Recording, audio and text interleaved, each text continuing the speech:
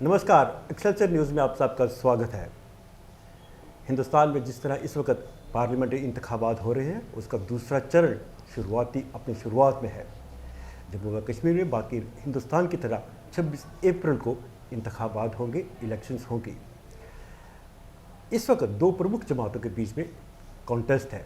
पहला भारतीय जनता पार्टी और दूसरी इंडियन नेशनल कांग्रेस। कांग्रेस जम्मू संभाग में एक बहुत मजबूत जमात रही है। इसके यहाँ से काफ़ी एमपी एमएलएज रहे हैं और स्टेट असेंबली में से गवर्नमेंट भी बनाई है। पर पिछले कुछ हल्के से कांग्रेस अपने आप को उतनी मजबूत नहीं पा रही। पर पार्टी का मानना है कि वो इस इंतखाबात में रिबाउंड करेगी और अनसेटल करेगी सिटिंग एमपीज को लेकर। इन सब के बीच सबसे प्रमुख भूमिका रहती है जेएंडके पीसीसी इंचार्ज। इस वक्त हमारे साथ मौजूद है J and K PCC incharge Bharat Solanki साहब, आपका बहुत बहुत शुक्रिया। नमस्कार। मैं अपने सामिन से उनका तारुफ ये करा दूँ। भरत सिंह सोलंकी साहब एक बड़ी मजबूत पॉलिटिकल फैमिली से आते हैं। इनके पिता माधवराव सोलंकी साहब इंडिया के फॉरेन मिनिस्टर रह चुके हैं and he was considered very close aide of Indira Gandhi. ये खुद 2 बार एमपी और 3 बार एमएलए रह चुके हैं और यूनियन गवर्नमेंट में मिनिस्टर भी रह चुके हैं। सोलंकी साहब, आप तो इतने संपन्न पॉलिटिकल फैमिली से आते हैं। आपके पिताजी काफ़ी क्लोज माने जाते थे इंदिरा गांधी को लेकर। आप जिस फैमिली से आते हैं, मैं आप उस फैमिली के प्रिज्म से अगर देखूं तो आप इस वक्त कांग्रेस को किस पोजीशन में देखते हैं? देखिए, जब 2014 में काफ़ी वादों करके भारतीय जनता पार्टी ने देश में सरकार बनाई, उन वादों की वजह से जनता ने बड़ा भारी बहुमत दिया। 14 से 19 तक उनका राज चला। फिर लोगों को लगा कि अभी इनको और एक चांस देना चाहिए क्योंकि ये वादे पूरे नहीं कर पाए हैं। तो 2019 में भी फिर वो वापस सत्ता में जनता उनको ले आई। लेकिन जो हालात हमने देखे ये 10 साल में, पूरा देश बर्बाद हो गया, जनता परेशान हो गई, गरीबी, महंगाई, बेरोजगारी, भ्रष्टाचार और आप खुद ऑटोक्रेटिक एडमिनिस्ट्रेशन और कैपिटलिस्ट के बदले ऐसा कैपिटलिज्म ले आए जिससे देश के कुछ ही लोग वो इस देश की पूरी संपत्ति को हड़प कर गए। और जबकि जम्मू कश्मीर की बात है, जम्मू कश्मीर को इन्होंने बड़ा तहस नहस कर दिया, बर्बाद कर दिया। यहाँ की जो माइनिंग है, यहाँ की ज़मीनें हैं, यहाँ के लोगों का रोज़गार है, यहाँ का व्यापार है, चाहे टूरिज़्म हो, हर बातों को भारतीय जनता पार्टी ने ख़त्म कर दिया।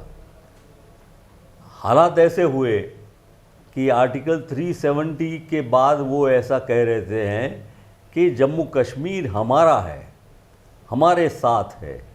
हालांकि अभी ये हालात हुए कि वो कश्मीर वैली में अपना कैंडिडेट तक भी खड़ा नहीं कर पाए।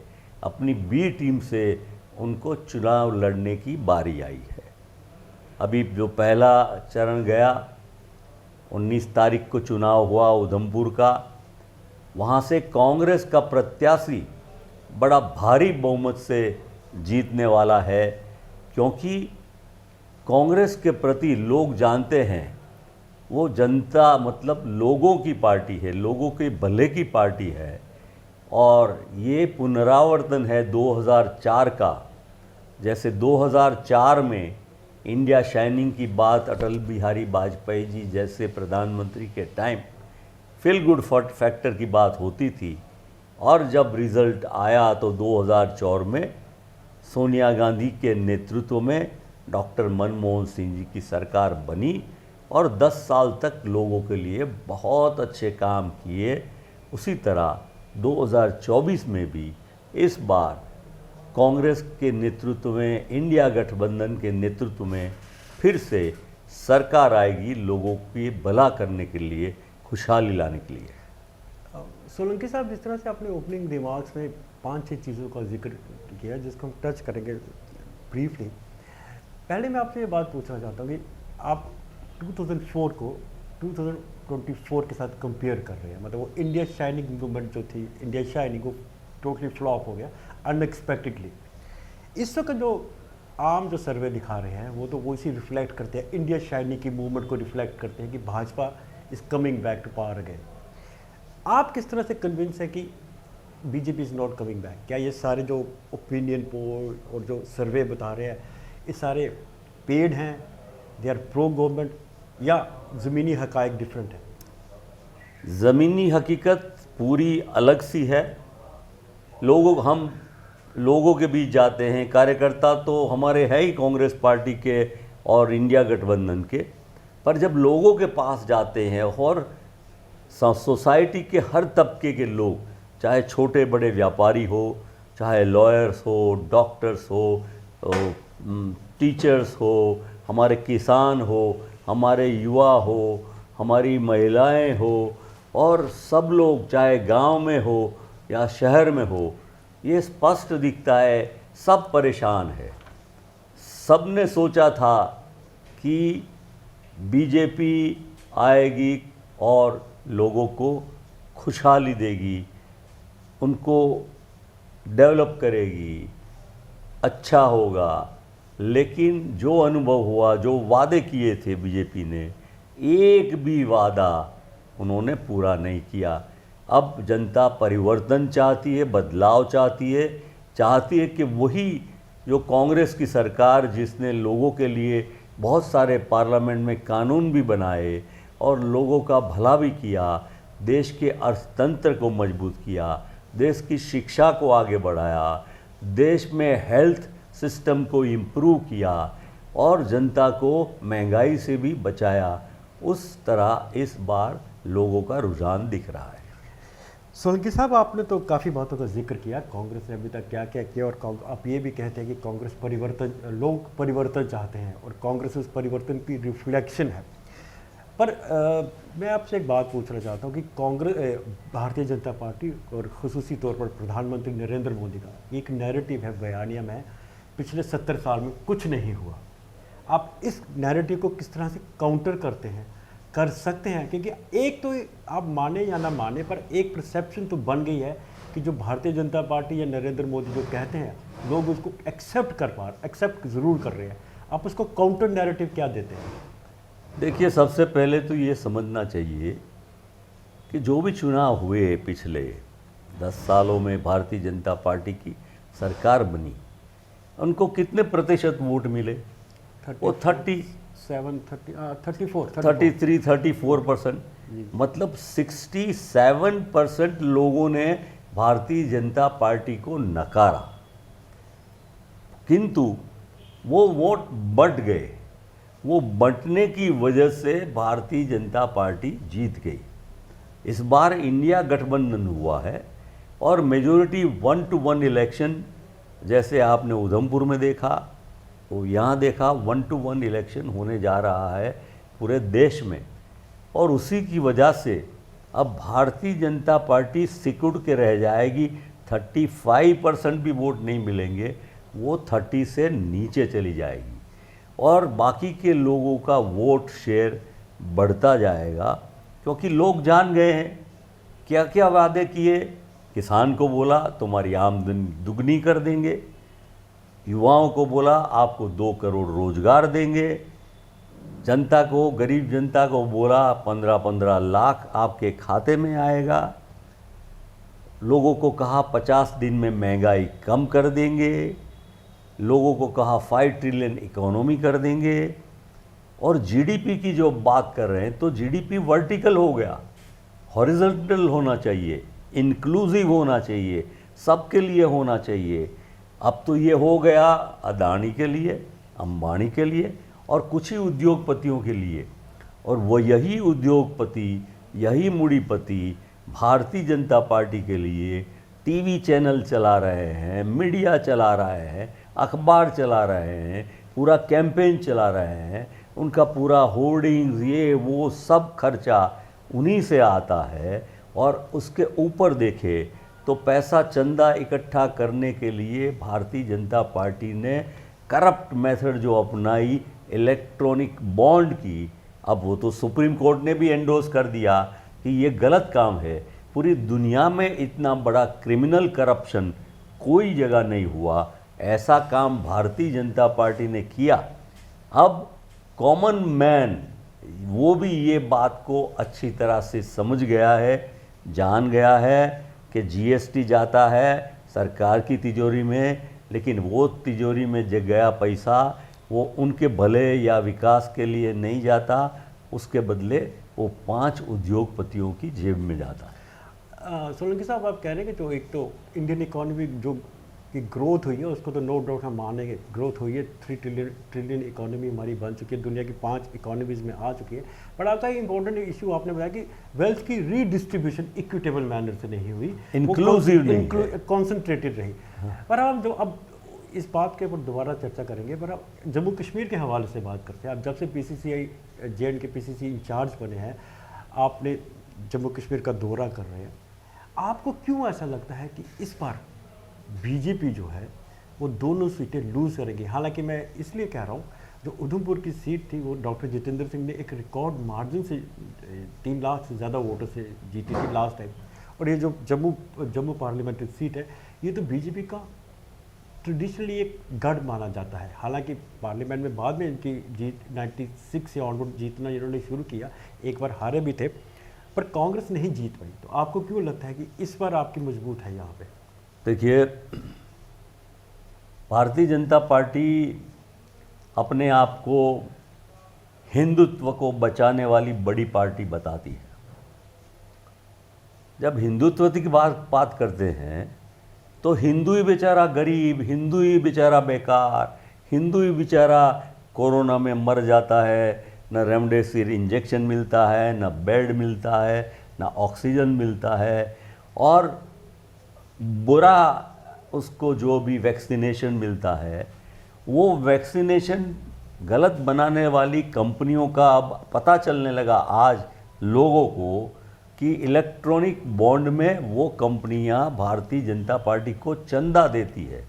आप लोगों को बचाए नहीं, वो ठीक है, लेकिन आपकी वजह से लोग मर जाए ऐसा चंदा लेके भारतीय जनता पार्टी जब चलती है तो लोगों को घृणा होती है, लोगों को गुस्सा आता है और बोलते कि ये हिंदू को बचा रहे हैं या हिंदू को मार रहे हैं।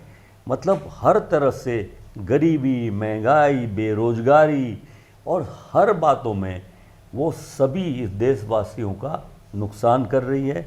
लोग त्रस्त हैं और इस बार साइलेंट मेजॉरिटी, हाँ ये डराते हैं, धमकाते हैं, पहले जीएसटी से, फिर इनकम टैक्स से, फिर ईडी से, फिर सीबीआई से, फिर गुंडों से, सब एडमिनिस्ट्रेशन से, पर जनता इसलिए साइलेंट है।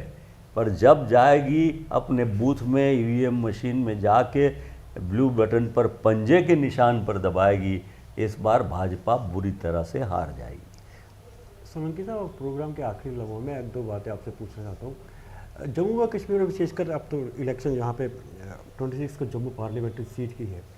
जम्मू के अपने कुछ इंपॉर्टेंट इश्यूज जो हैं, खासकर जम्मू, एक तो इन्होंने दरबार मुल्क को एबॉलिश किया, इससे जम्मू की इकोनॉमी को काफ़ी फ़र्क पड़ा।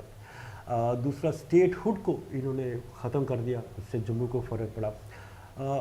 तीसरा, जो ओपन टेंडरिंग की, जिसमें आम जो कॉन्ट्रैक्टर हैं या बाहर के शराब के या ड्रेजिंग के, वो लोगों का ये कहना, ये outsider, quote and quote outsiders को चले गए। तो कांग्रेस इन इशू को किस तरह से उठा रही है और किस तरह से ये इशू आम लोगों के बीच में रेजोनेट कर रहे हैं? देखिए, पहले भारतीय जनता पार्टी ने यहाँ से जो भी काम किया, आर्टिकल 370 से लेके स्टेटहुड को ख़त्म किया। अब प्रधानमंत्री उधमपुर में आके बोलते हैं हम स्टेटहुड को रीइंस्टेट करेंगे। जब आप रीइंस्टेट करने की बात करते हैं तो यहाँ से हटाया क्यों? रहने देना चाहिए था। और यहाँ की जनता अपने नुमाइंदे चुन के यहाँ क्या रूल करना है, यहाँ की क्या माइनिंग है, यहाँ की क्या लैंड है, यहाँ की क्या प्रॉपर्टी है, यहाँ के क्या विकास है, यहाँ इलेक्ट्रिसिटी की क्या व्यवस्था है, आप कैसे युवाओं को यहाँ रोज़गार देने की बात करते हैं। और जैसा जैसे आपने कहा सब मुद्दों को उन्होंने वचनों के हिसाब से दिया। पर डेमोक्रेसी में नहीं मानने वाले ये लोग, ये संविधान में नहीं मानने वाले लोग यहाँ भी दाखिला ले ले और लद्दाख का भी दाखिला ले ले कि उन जनता को दबा के कुचड़ करके वो रूल करना चाहते हैं। क्योंकि यहाँ की जो रियल एस्टेट के साथ माइनिंग है, यहाँ का खनिज है, मिनरल है, लद्दाख का है, यहाँ की नेचुरल संपत्ति है, वो मानते हैं कि ये अदानी अंबानी जैसे उद्योगपति यहाँ आ जाए और आ जाके ये पूरी संपत्ति का कब्जा करके इसका व्यापार, इसका बिजनेस जैसे अंग्रेज बाहर से आके करते थे और पूरा पैसा अपने साथ ले जाते थे, उसी स्टाइल का काम भारतीय जनता पार्टी जम्मू कश्मीर में कर रही है। सोलंकी साहब, अब एक आखिरी आपसे सवाल मैं भी पूछना चाहता हूँ। हालांकि तो सर्वे कह रहे हैं कि प्रधानमंत्री तीसरी बार हिंदुस्तान के फिर प्रधानमंत्री बन रहे हैं। अगर मैं पूछूं तो अगर आपका तो ये मानना है कि ये 2004 की रेपुटेशन होगी जी। अगर कांग्रेस की सरकार, कांग्रेस या कांग्रेस की एलाइज की सरकार पार्लियामेंट में आती है तो वो जम्मू कश्मीर के हवाले से सबसे पहले 2-3 कदम क्या लेगी? देखिए, सबसे पहले तो जो सर्वे आते हैं, तो सर्वे कैसे आते हैं हमसे ज़्यादा आप जानते हैं। सर्वे कैसे बनाए जाते हैं, मैनिपुलेशन कैसे, परसेप्शन कैसे खड़ा किया जाता है, लोगों को गुमराह कैसे किया जाता है। पर प्रायोरिटी की बात कहें तो कांग्रेस का सबसे बड़ा काम स्टेटहुड रीइंस्टेट करने का है। चुनाव ठीक से हो जाए, ट्रांसपेरेंट चुनाव हो, एकदम कहें ना कि लोगों की इच्छा के अनुसार हो और लोगों की चुनी हुई सरकार जम्मू कश्मीर में आए और वो सरकार यहाँ के जो मसले हैं, बेसिक मसले हैं, उन सब मसलों को, चाहे स्मार्ट मीटर्स की बात हो, चाहे ज़मीन की बात हो, चाहे यहाँ के बेरोज़गार की बात हो, यहाँ चाहे व्यापार वगैरह लोकल लोगों को करने की इनको चांसेस दिया जाए। यहाँ के लोगों का शोषण होने के बजाय बाहर के लोग जिनका कोई सीधा लेना देना नहीं है, यहाँ के लोगों के जो अधिकार थे उसके बारे में पॉजिटिवली सोचने की कांग्रेस पार्टी की नेम है।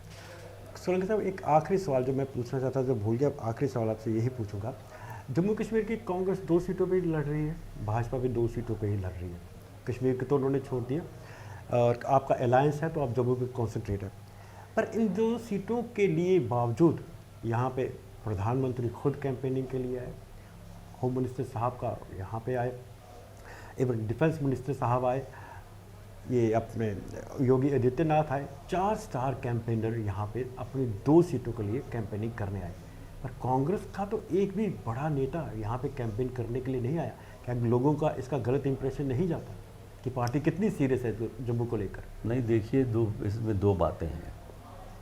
कांग्रेस की तरफ से हमारे राज बब्बर जी आए, हमारे सचिन पायलट जी आए, हमारी रंजीता रंजन जी आए, भारतीय जनता पार्टी के प्रधानमंत्री, उनके होम मिनिस्टर, उनके डिफेंस मिनिस्टर, उनके योगी आदित्य, क्योंकि डर गए हैं, उन्हें पता चल गया कि जम्मू कश्मीर में बुरी तरह पिट जाने वाले हैं।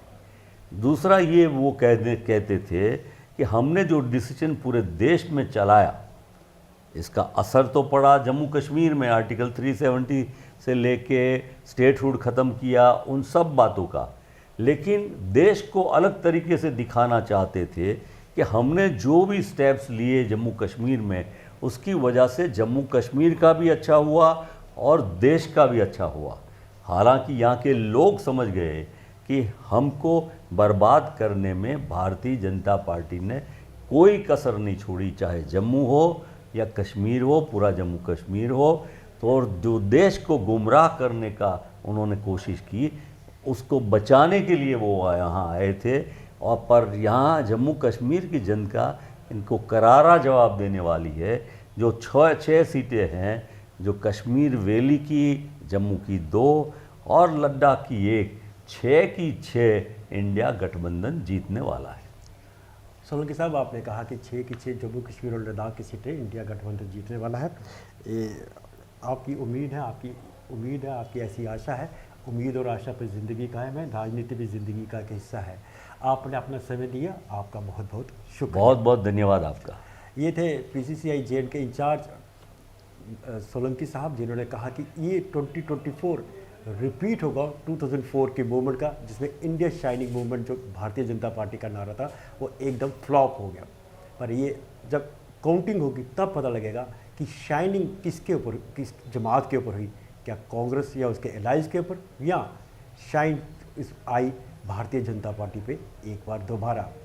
तो ये था हमारा ख़ास प्रोग्राम को देखने के लिए बहुत बहुत आपका धन्यवाद। एक बार फिर आपसे मुखातिब होंगे एक नए गेस्ट को लेकर, तब तक हमें दीजिए इजाज़त। धन्यवाद।